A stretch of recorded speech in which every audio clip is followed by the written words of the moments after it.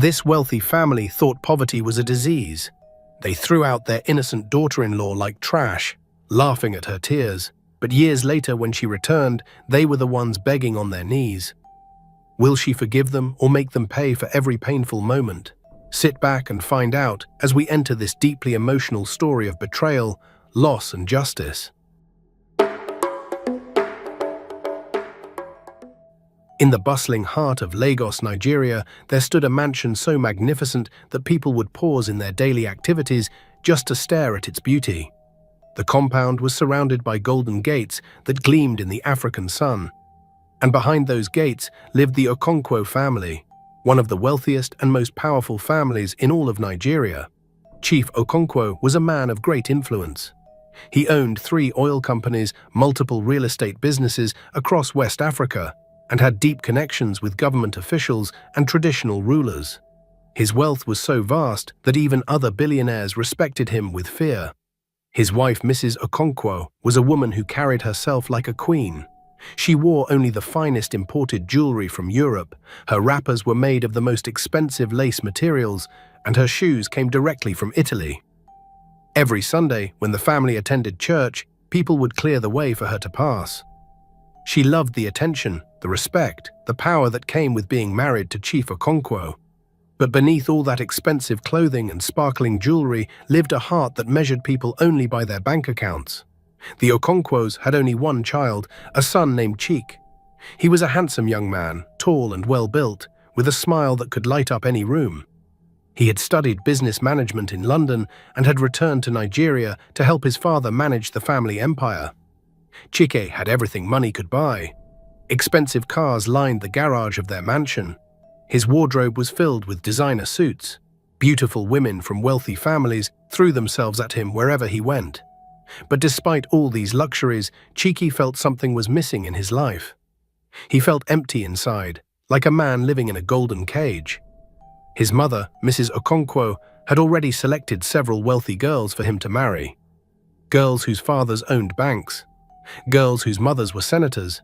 Girls who spoke perfect English with British accents.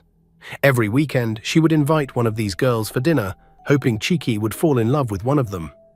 But Chike always found an excuse to avoid these arranged meetings. Deep in his heart, he knew what he was looking for. He wanted something real, something genuine, something money could not buy. He wanted true love. The elders have a saying, when a man searches too hard for gold, sometimes God gives him a diamond instead. And that is exactly what happened to Chike. But the diamond would come wrapped in the simplest package, and his family would be too blind to see its value. It was a hot Tuesday afternoon when Chief Okonkwo called Chike into his study. The room was large and impressive, with walls lined with books and awards. Chief Okonkwo sat behind his massive mahogany desk, smoking an expensive cigar. "Chike, my son," he said in his deep, commanding voice, "I have a very important business deal in Enugu State. There is a piece of land there, very valuable land, and I need someone to go and negotiate with the village elders. You will go and represent me." Chike nodded respectfully. "Yes, father." "When do I leave?" "Tomorrow morning. My driver will take you. Stay for a week, study the land, meet with the elders, and close the deal. This is important for our family business. Don't disappoint me." "I won't, father. I promise." The next morning, Chike set out on the long journey to Enugu State. It took several hours of driving through busy highways and dusty village roads before they finally arrived at a small village called Ugweke. The village was nothing like Lagos. There were no tall buildings, no traffic lights, no fancy restaurants, just simple mud houses with zinc roofs, children running barefoot in the streets, and women carrying firewood on their heads. To most wealthy people from Lagos, this place would seem backward and unappealing. But to Chike, there was something peaceful about it, something real. The village elders welcomed Chike warmly. They provided him with a small guest house where he could stay during his visit.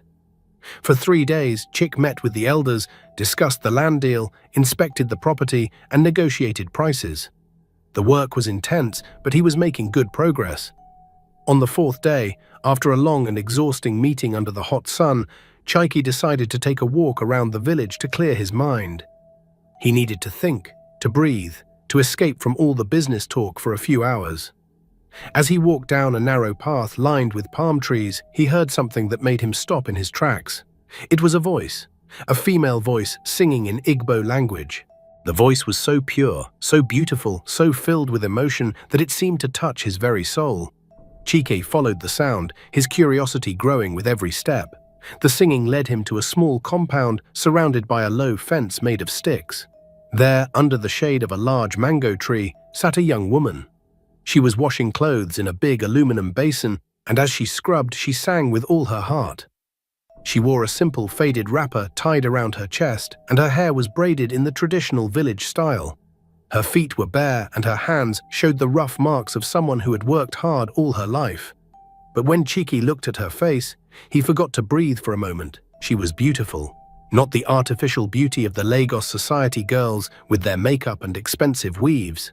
This was natural beauty, the kind that comes from within.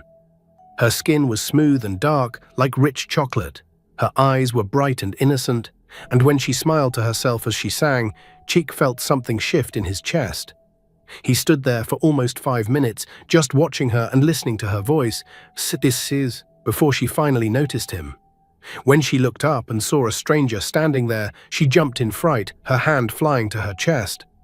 "Oh, I am sorry, sir. I did not see you there. Please forgive me." Chike quickly raised his hands in a gesture of peace. No, please don't apologize. I should be the one apologizing for disturbing you. I was just walking by when I heard your beautiful voice. I could not help but stop to listen." The young woman lowered her eyes shyly, a small smile playing on her lips. "Thank you, sir. You are too kind. What is your name?" Chike asked gently, taking a step closer. "My name is Amara, sir." "Amara," Chike repeated softly. "That means grace. And truly, you carry grace in everything about you, from your voice to your spirit." Amara's cheeks darkened with a blush. "Thank you, sir. You speak very well. Are you from the city?" Chike smiled and nodded.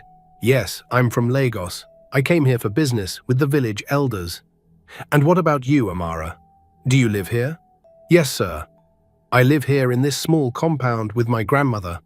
My parents died when I was very young in a car accident. Since then, my grandmother has been taking care of me." Chike's heart filled with sympathy. "I am so sorry to hear about your parents. That must have been very difficult for you." Amara nodded slowly, her eyes becoming distant as memories flooded back. "Yes, sir.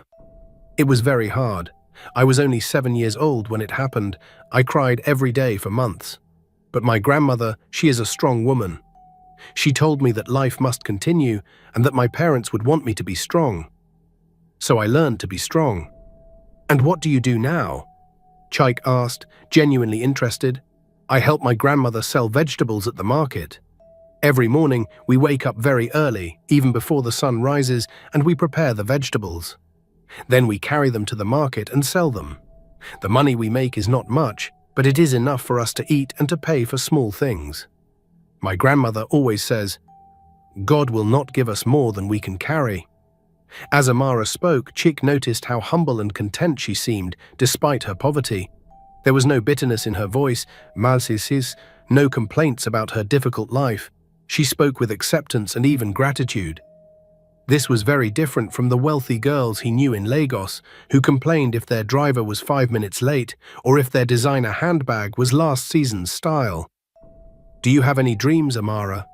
Anything you wish for in life?" Chike asked. Amara's eyes lit up for a moment.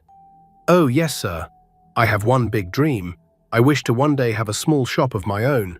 Not something big or fancy, just a small shop where I can sell things and make enough money to take care of my grandmother properly. She is getting old now, and I want to give her a comfortable life before she leaves this world. That is my only dream." The simplicity and selflessness of her dream moved Chike deeply. Here was a young woman who did not dream of expensive cars or jewelry or trips to Dubai.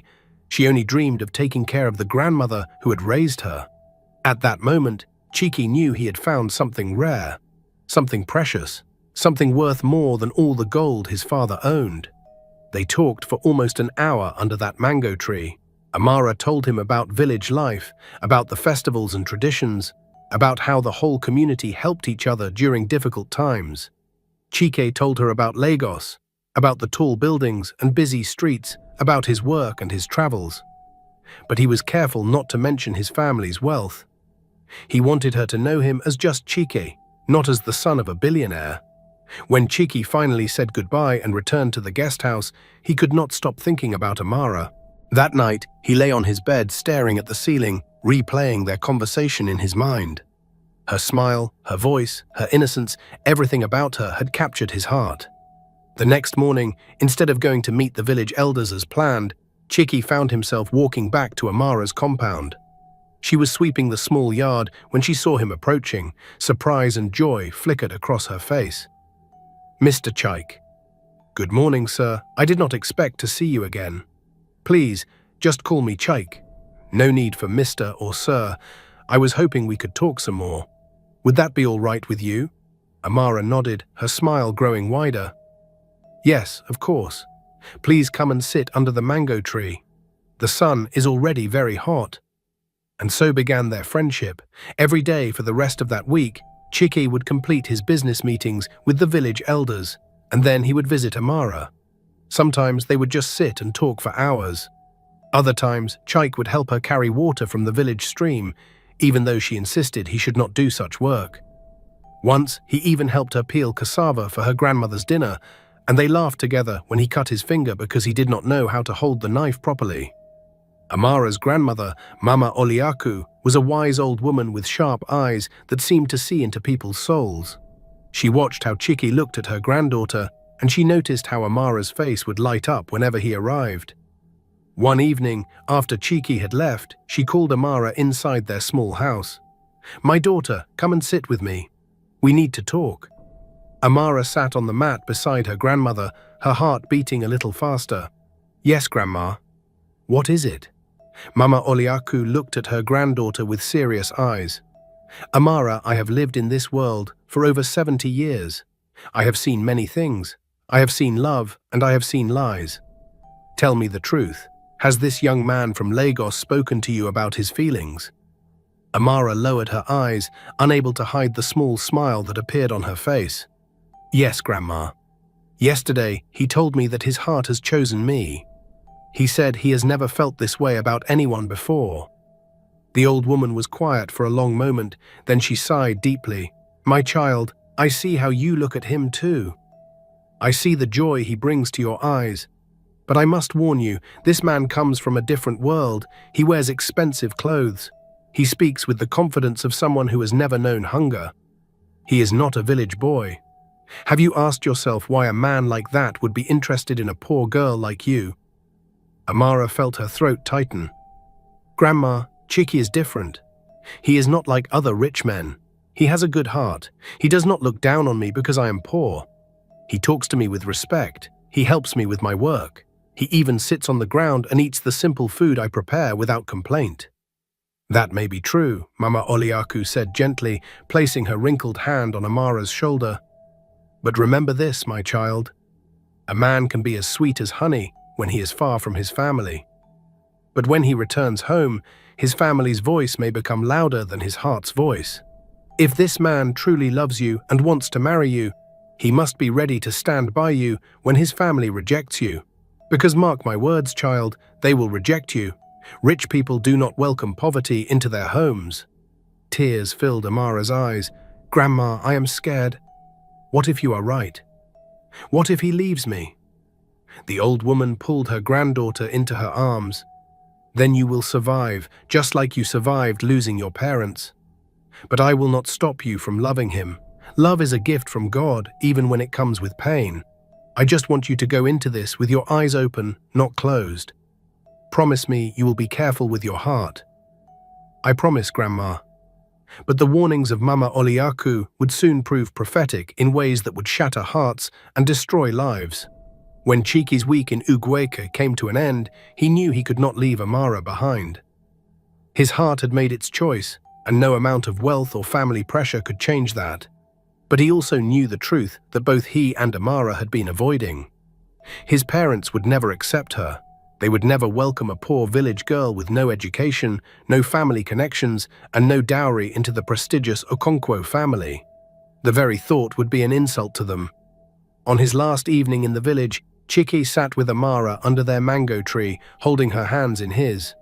The sun was setting, painting the sky in shades of orange and purple.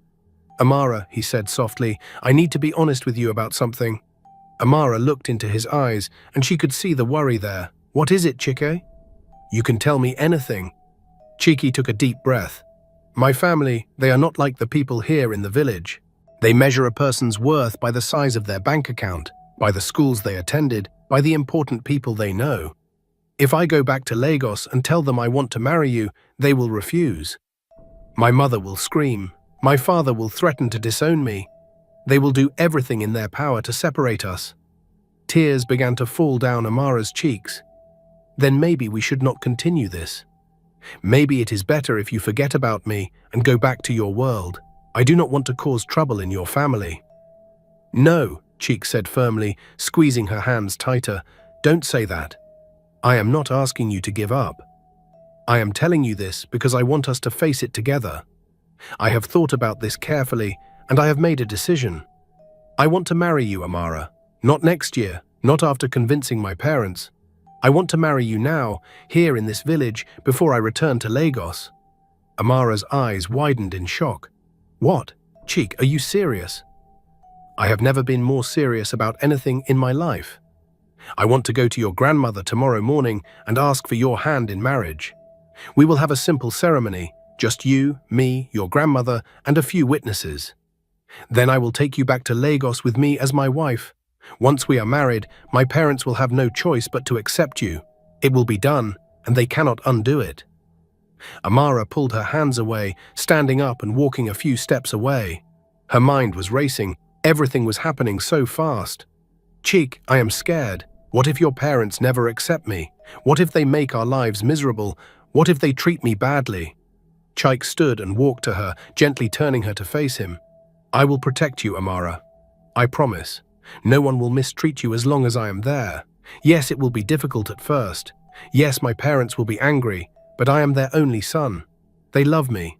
Eventually, they will come to accept you because they will see how much we love each other." The next morning, Cheek arrived at the compound dressed in his finest traditional attire. He had sent his driver to buy cola nuts, hot drinks, and other items required for a proper marriage proposal. Mama Oliaku sat on a wooden stool in the small parlor, her face serious as Chike knelt before her.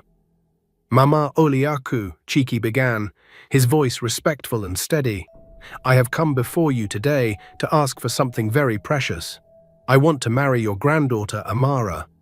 I know our time together has been short, but in this short time, she has captured my heart completely. I see in her a woman of grace, strength, and kindness. I see the woman I want to spend the rest of my life with." The old woman studied him carefully, her wise eyes searching his face. "Young man, my granddaughter told me about your conversation yesterday. She told me you want to marry her quickly, in secret, before returning to Lagos. This troubles my spirit. Mama, I understand your concern, but please believe me when I say that my intentions are pure. I love Amara truly. The reason for the quick marriage is not because I want to hide her or because I am not serious. It is because I know my family will try to stop us, and I cannot let that happen. I need to make Amara my wife before they have a chance to interfere." Mama Oliaku was silent for a long moment. Then she spoke, her voice heavy with emotion. "Chike, son of Okonkwo, I will be honest with you. You seem like a good man with a sincere heart. But I am an old woman who has seen many things in this life. I have seen how the rich treat the poor. I have seen how families from the city look down on village people like us. I am afraid for my granddaughter. I am afraid that you will take her to your world, and when things become difficult, you will abandon her there. She will be alone, lost in a place where she does not belong, with no one to help her." Chiki's eyes filled with determination. "Mama, I swear to you on everything I hold sacred, I will never abandon Amara. She will never be alone as long as I draw breath. Yes, my family will be difficult. Yes, there will be challenges, but I am a man of my word. I am asking you to trust me with the most precious thing in your life, and I do not take that lightly." The old woman looked at her granddaughter, who stood in the doorway with tears streaming down her face. "Amara, my child, come here." When Amara knelt beside Chike, Mama Oliaku took both their hands and placed them together. I see the love between you two.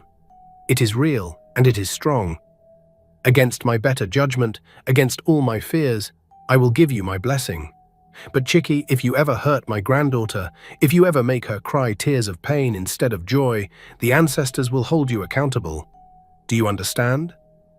I understand, Mama. And I promise you, I will spend every day of my life trying to make her happy. 2 days later, under the same mango tree where they had first talked, Cheek and Amara were married in a simple ceremony.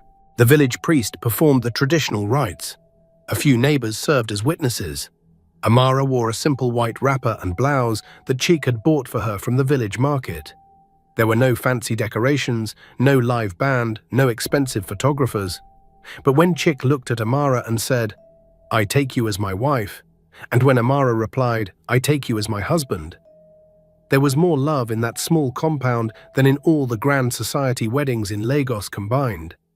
Mama Oliaku cried throughout the ceremony. She blessed them with prayers and words of wisdom. As Chike helped Amara into his car to begin their journey to Lagos, the old woman held her granddaughter one last time. "Remember who you are, my child. Remember where you come from. No matter what happens, never forget that you are worthy of love and respect. And if things become too difficult, if you ever need to come home, this door will always be open for you." The journey from Ugweka to Lagos took several hours. Amara sat quietly in the car, watching the landscape change from rural villages to small towns and finally to the massive, overwhelming city of Lagos. Her eyes grew wide as they drove past tall buildings that seemed to touch the sky, bridges that stretched over water and streets filled with more cars than she had ever seen in her entire life. When they finally arrived at the Okonkwo mansion and drove through those famous golden gates, Amara felt her stomach twist with anxiety. The house was bigger than her entire village. The compound could fit 50 of her grandmother's houses with room to spare. Everything gleamed with wealth and luxury. She looked down at her simple clothes and felt very small. Chike squeezed her hand reassuringly. "Don't be afraid. You belong here now. You are my wife, and this is your home." But the moment they stepped out of the car, the front door of the mansion burst open, and Mrs. Okonkwo came rushing out like a storm. She was dressed in an expensive outfit, her jewelry catching the sunlight, but her face was twisted with rage. "Cheek, where have you been? You were supposed to return 5 days ago. I have been calling your phone non-stop. Who is this girl you have brought to my house?" Cheek stood tall, pulling Amara close to his side. "Mother, this is Amara. She is my wife. We got married 3 days ago in Ugweke." The words hit Mrs. Okonkwo like a physical blow. For a moment, she just stood there, frozen in shock.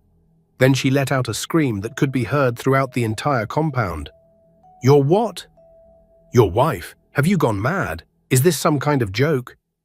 "It is not a joke, Mother. Amara is my wife, and I expect you to treat her with respect."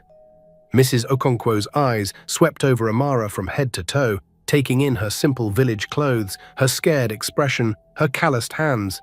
The contempt in her eyes was like acid. This village rat is what you chose to marry. Look at her. She looks like a housemaid. Where did you even find her in the gutter?"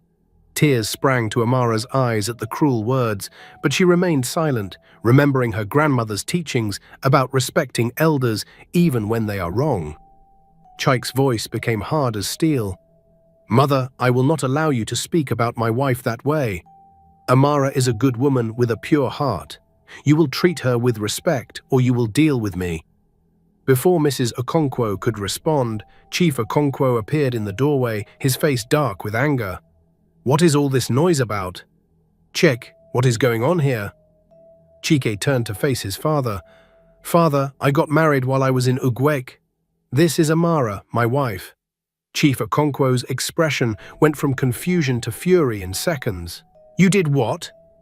Without my permission? Without our knowledge? Have you forgotten who you are? You are the heir to the Okonkwo Empire. You cannot just marry some random village girl without consulting your family. Father, with respect, I am a grown man. I have the right to choose my own wife." "Choose? You call this choosing?" Mrs. Okonkwo shrieked. You have destroyed our family name. What will people say? What will our friends think when they see that you married this poverty-stricken nobody?" The words cut into Amara's heart like knives. She wanted to run, to disappear, to go back to her grandmother's small compound where life was simple and people were kind. But Chik's hand held hers firmly, anchoring her to the spot. Chief Okonkwo paced back and forth, his anger radiating like heat. Finally, he stopped and pointed his finger at Chik. "You have made a terrible mistake, my son. But what is done is done. This marriage is a disgrace to our family. But I will not throw you out because you are my only child. However," he turned his cold eyes to Amara, "this girl will live in this house under my rules. She will learn what it means to be an Okonkwo. She will not embarrass us in front of our friends and business associates. Do you understand?" Chik nodded, relief flooding through him. At least his father was not throwing them out. "Yes, father. Thank you. Don't thank me yet. I am only accepting this situation because you are my son and I love you, but I am deeply disappointed in you. Now take your wife inside. Your mother will show her where she will stay." Mrs. Okonkwo's face was still twisted with hatred, but she said nothing more. She turned on her heel and marched into the house. Chiki led Amara inside, following his mother up the grand staircase that seemed to go on forever. The inside of the mansion was even more intimidating than the outside. Crystal chandeliers hung from high ceilings, expensive paintings covered the walls. The floors were so shiny that Amara could see her reflection in them. Mrs. Okonkwo led them to a room on the second floor and threw open the door. "This is where you will stay. Try not to touch anything valuable. Everything in this house costs more than your entire village." Without waiting for a response, she stormed away, her footsteps echoing down the hallway. The room was larger than Mama Oliaku's entire house. It had a massive bed with silk sheets, a wardrobe bigger than any Amara had ever seen, and its own private bathroom with running water and a bathtub. Amara stood in the middle of the room, feeling completely lost. Chik wrapped his arms around her. "I am so sorry for how they treated you. But don't worry. Once they get to know you, once they see how wonderful you are, they will change their minds. I promise you, things will get better." For the first few days, Amara barely left the room. Chik would wake up early and go to work with his father, leaving her alone in the big house with Mrs. Okonkwo and the servants. The servants were kind enough, but they kept their distance, afraid of angering their madam. Mrs. Okonkwo, on the other hand, made it her mission to make Amara's life miserable. "What are you doing, sitting around like a visitor?" Mrs. Okonkwo snapped one morning when she found Amara reading a book in the sitting room. "Just because you tricked my son into marrying you does not mean you can be lazy in this house. Get up and go help in the kitchen. Make yourself useful for once." Amara quickly stood up and went to the kitchen. The cook, an elderly woman named Mama Ngozi, looked at her with sympathy. "I am sorry, my dear. The madam has been in a terrible mood since you arrived. Here, help me peel these yams for dinner." From that day forward, Mrs. Okonkwo found every opportunity to humiliate Amara. She would wake her up at 5 in the morning to sweep the compound, even though they had 3 gatemen and 2 cleaners. She would criticize everything Amara cooked, even though the food was delicious. She would make Amara serve her guests like a maid, introducing her as that village girl my son foolishly married. The other servants whispered among themselves about how cruel the madam was being, but no one dared to speak up for fear of losing their jobs. Amara endured it all in silence. She would do all the work Mrs. Okonkwo demanded, accept all the insults, swallow all the humiliation. And when Chike came home in the evening, she would smile and pretend everything was fine. "How was your day?" Chike would ask, pulling her into his arms. "It was good," Amara would lie. "Your mother is teaching me how things work in the house." Chike believed her because he wanted to believe that things were getting better. In their room, they were happy. He would tell her about his day at work, and she would listen with genuine interest. He would hold her and tell her how much he loved her. Those moments made all the suffering bearable for Amara. But Mrs. Okonkwo's cruelty only grew worse. She began to suspect that Amara was not telling Chike about the mistreatment, so she became even bolder.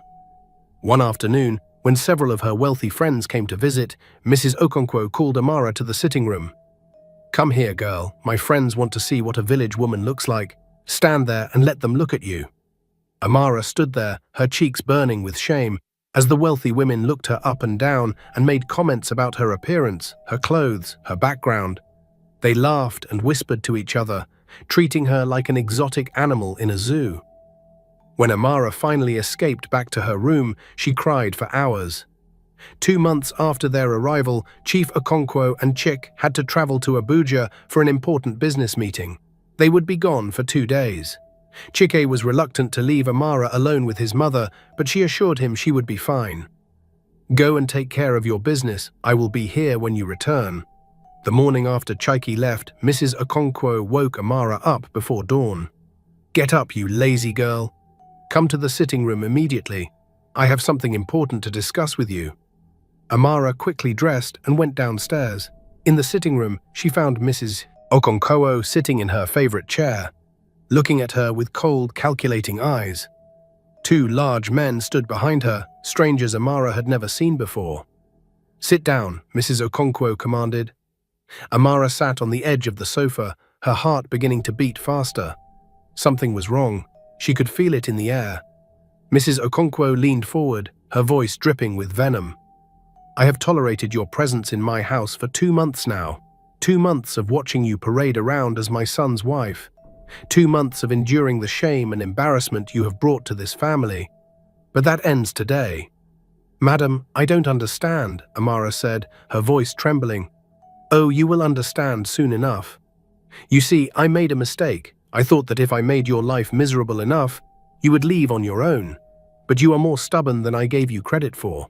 So now I must take more direct action." Mrs. Okonkwo nodded to the 2 men, and they moved toward Amara. "Take her out of this house and drop her somewhere far away. Somewhere she cannot find her way back from." Amara jumped to her feet in terror.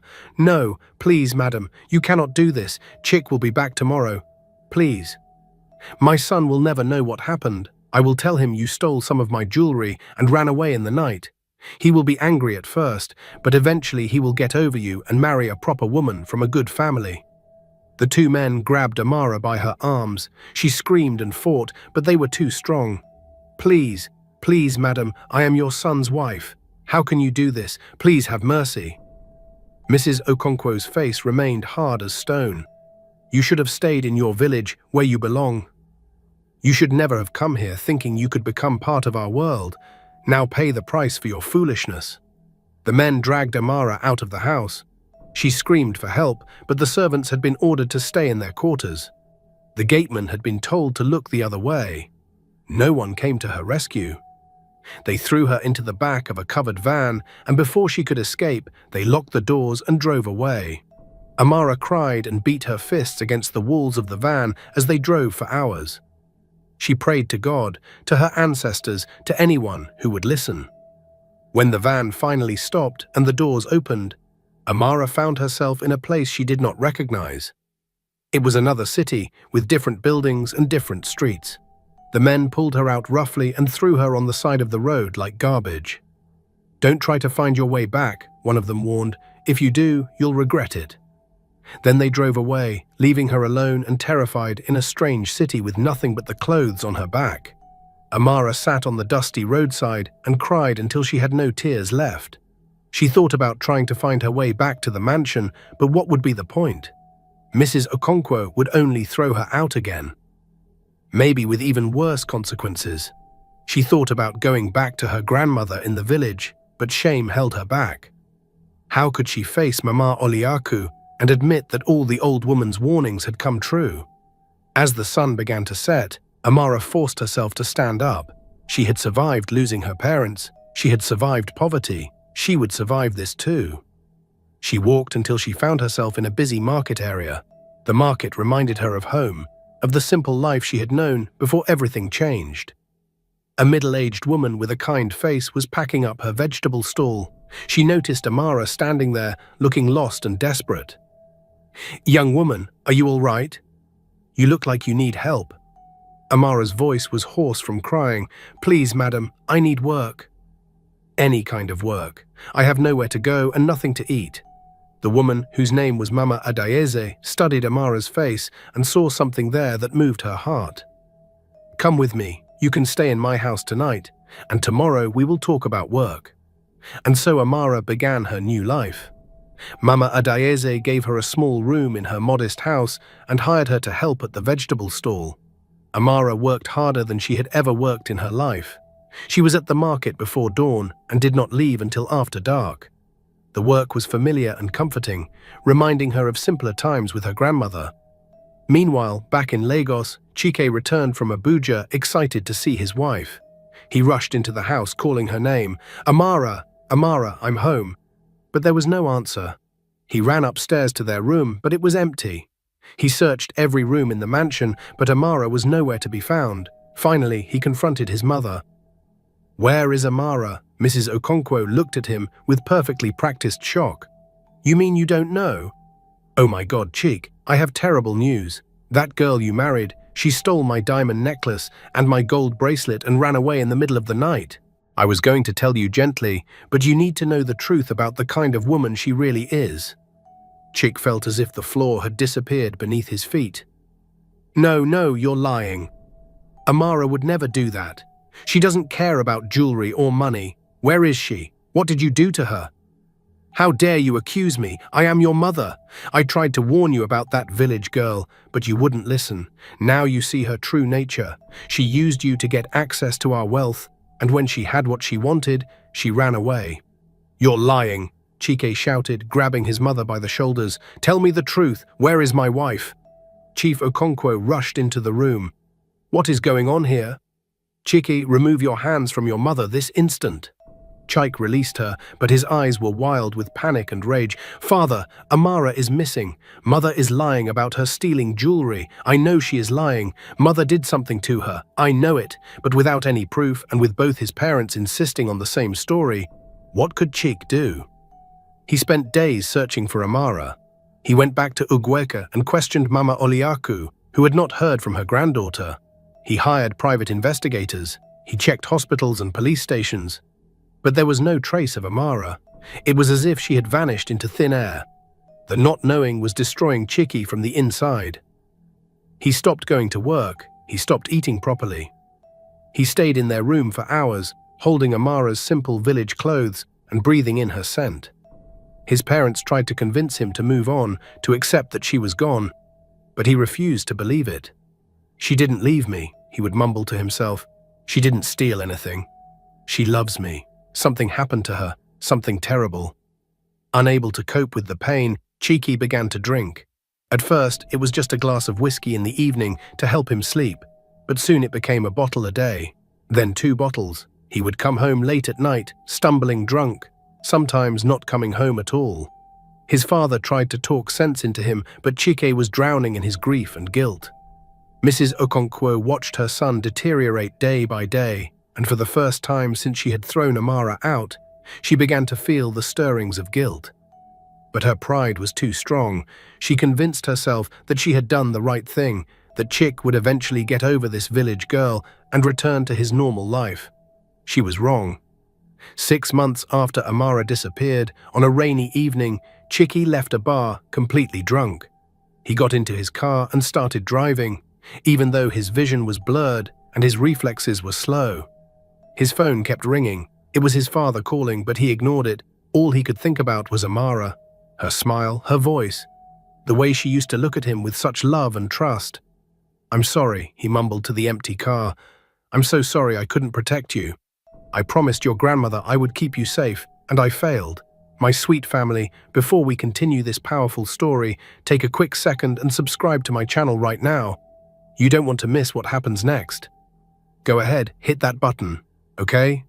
Now let's move on with the story." Through his alcohol-clouded mind, he didn't see the truck running a red light. He didn't have time to react. The collision was devastating. The sound of metal crushing and glass shattering filled the air. When the ambulance arrived 20 minutes later, Chike was still alive, but barely. They rushed him to the hospital, but he died on the operating table without ever regaining consciousness. Chief and Mrs. Okonkwo received the news at midnight. Mrs. Okonkwo's scream could be heard throughout the hospital. "No, No, not my son, not my only child. She collapsed on the floor, beating her chest in the traditional way of mourning. But beneath the grief was something else, something dark and terrible, the knowledge that she had killed her own son as surely as if she had pushed him in front of that truck. The funeral was the biggest Lagos had seen in years. Hundreds of people came to pay their respects to the Okonkwo family.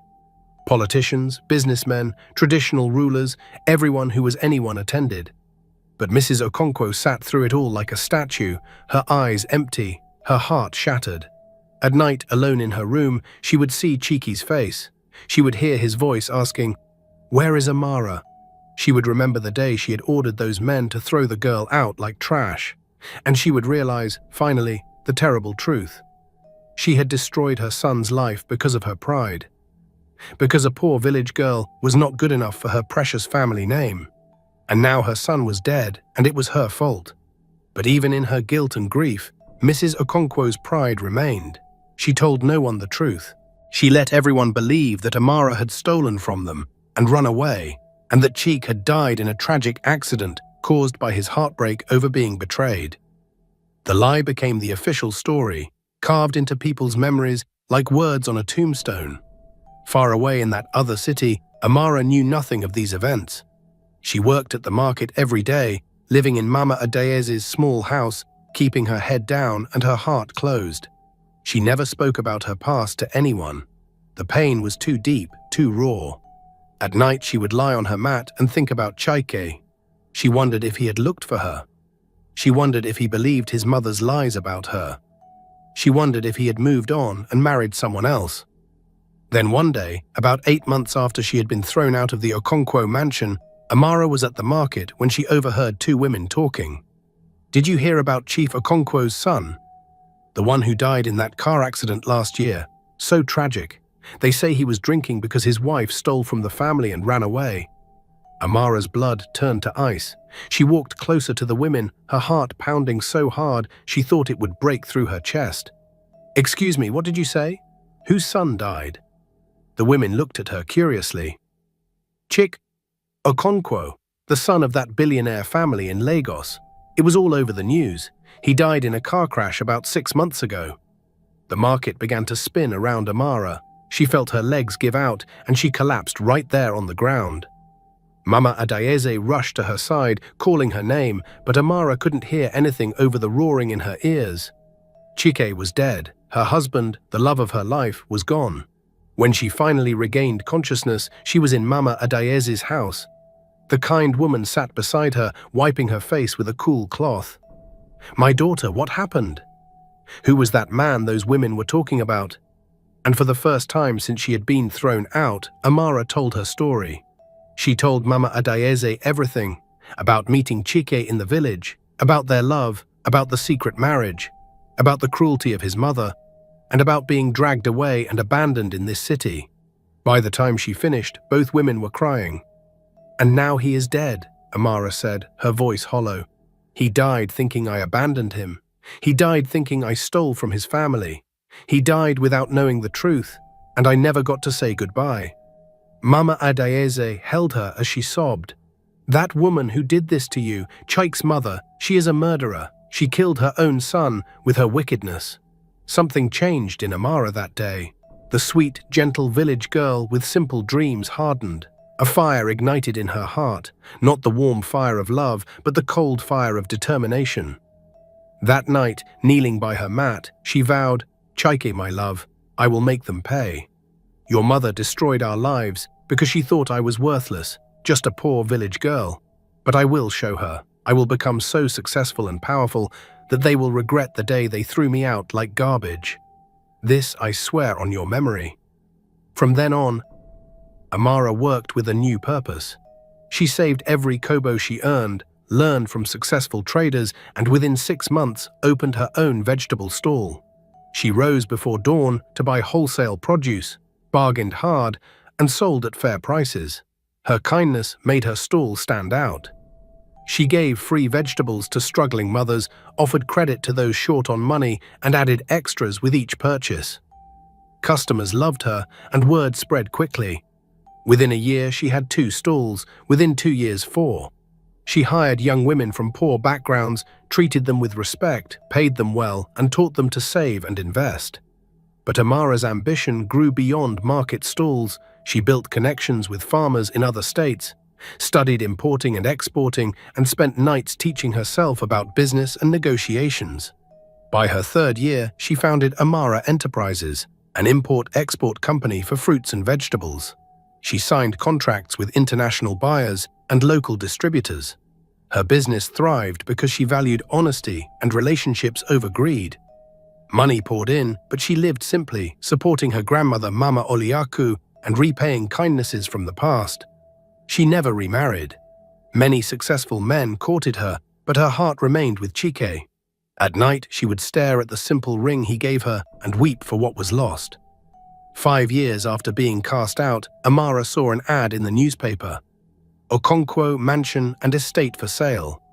Contact Chief Okonkwo. Her heart raced. The mighty Okonkwo family was selling their estate. Discreet inquiries revealed the truth.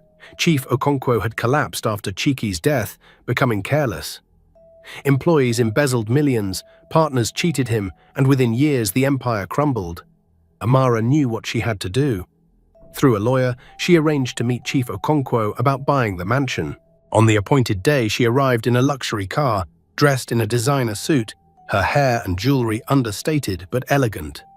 As she stepped through the once golden gates she had last seen in tears, she felt a surge of emotions, anger, sadness, and pride. But the mansion shocked her.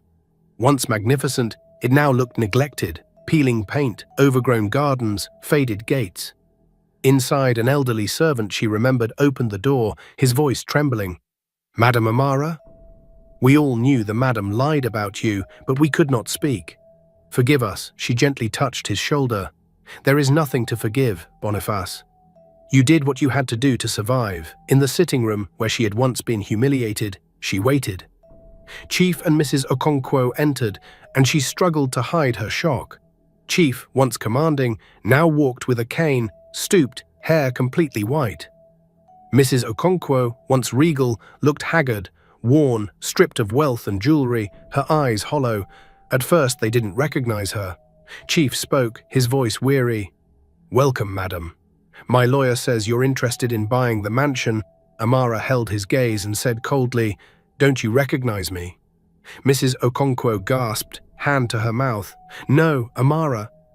Chief's eyes widened. "The village girl? How?" "Yes," Amara replied. "The poor, worthless girl you threw out like garbage. Your son's wife, whom you treated worse than your servants." Mrs. Okonkwo trembled. "You survived. You came back." "Yes, I survived. No thanks to you. Do you know what happened after your men dumped me? I was homeless. I slept on the streets before a kind woman helped me. I sold vegetables to live, and I cried every night, wondering if Chikik thought I had abandoned him." Chief Okonkwo's face paled. "We thought you had run away." My wife said, "Your wife lied." Amara's voice shook with fury. "She paid men to kidnap me and dump me far away." "And you believed her. You let her destroy your son's marriage because I was not good enough for your name." Mrs. Okonkwo broke down. "I only wanted him to marry his equal. I didn't know it would end like this. I didn't know he would die." "What was best for him?" Amara shouted. "I was what was best for him. I loved him more than anything. But you couldn't see past my poverty. He died thinking I betrayed him. Because of you." Mrs. Okonkwo collapsed, sobbing. "I know. Every night I see his face. I know I killed my son with my pride." "Your apology means nothing," Amara said. "No apology can bring him back. For 5 years I built an empire, not for wealth, but to prove I was worth something. I wanted to show you the girl you discarded could surpass you." Chief whispered, "So you came for revenge?" To gloat, "No, I came for justice. You destroyed me because of pride. Now your empire has crumbled. How does it feel, Chief, to have nothing?"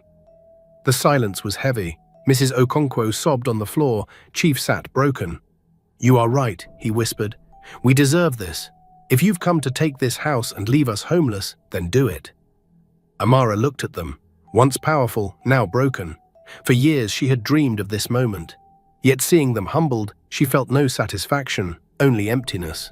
Revenge would not bring Cheeky back. His love had been pure, and he would never have wanted her to destroy his parents. She surprised even herself with her decision. I came here planning to take everything, but I won't, not because you deserve mercy, but because Cheeky would not have wanted it. I will buy this mansion, yes, but I will not throw you out. You can stay here for the rest of your lives. Consider it a gift from the daughter-in-law. You despised Mrs. Okonkwo crawled to her knees, clutching Amara's dress. Please forgive us. I know what I did was unforgivable, but please, Amara looked down at the once mighty woman, now broken. I forgive you. Not because you deserve it, but because hatred is destroying me the way pride destroyed you.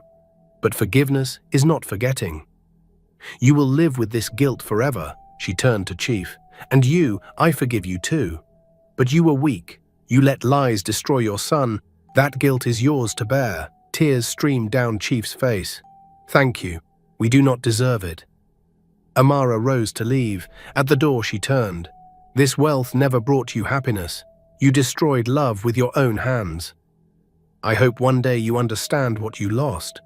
She left the mansion with her head high, driving through the gates that once symbolized her humiliation. Instead of triumph, she felt sadness. Sadness for Cheek, for herself, and even for the Okonkwos. That evening, she went to Cheek's grave for the first time, laying fresh flowers. My love, I did it. I became successful, just as I promised. I faced them, but I could not take revenge. I like to think that is what you would have wanted. I forgive them, Cheek. For both of us, maybe now we can both rest. As the sun set, she remembered his smile, his laugh, the way he had loved her. She promised to keep living, to keep building, to help others. She would honor his memory by being the woman he believed in. The village girl had become a powerful businesswoman, but more importantly, she had become a woman of strength and forgiveness. And in the end, that was worth more than all the mansions and golden gates in the world. What would you have done if you were Amara? Would you forgive the people who destroyed your life, or would you make them pay? If Amara's strength and heart touched you today, type forgiveness in the comments below to honor her courage. Let's see how many hearts still believe in love stronger than pride. Don't forget to subscribe to our channel for more African stories that remind us what real strength and love look like. Take care until next time.